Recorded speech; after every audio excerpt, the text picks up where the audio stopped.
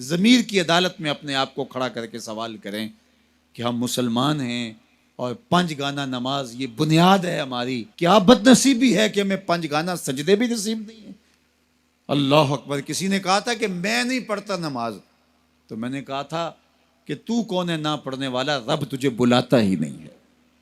اللہ جس سے ناراض ہوتا ہے اس کی بینائی نہیں چھینتا. اللہ جس سے ناراض ہوتا ہے اس کی قوت گویائی ختم نہیں کرتا. جس سے ناراض ہوتا ہے چلنے کی سکت ختم نہیں ہوتی. جس سے ناراض ہوتا ہے اس کی شنوائی ماند نہیں پڑتی. اللہ جس سے ناراض ہوتا ہے اس سے ہدایت چھین لیتا ہے، اس سے خیر کی توفیق چھن جاتی ہے اور وہ ظلمتوں میں ڈوب جاتا ہے. مکر، فریب، سازش، جھوٹ، منافقت، بدعملی، بدترین رویے اس کی زندگی ہوتی ہے، اور وہ اس پہ مطمئن ہوتا ہے کہ ٹھیک ہے میں جیسے زندگی گزار رہا ہوں، میں چالاکی سے لوگوں کو بیوقوف بنایا ہوا ہے. یہ اس کی بربادی ہوتی ہے، یہ رب کی ناراضگی کا سبب ہے. آئیے میں اور آپ عمل کے خوگر بنے. زندگی کٹ رہی ہے، لمحہ لمحہ میں اور آپ موت کے قریب ہو رہے ہیں.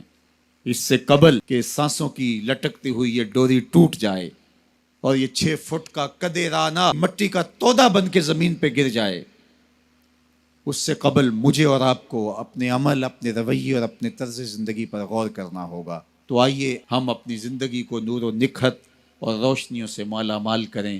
دنیا آخرت کی بہاریں اللہ ہم سب کی روحوں میں اتار دے.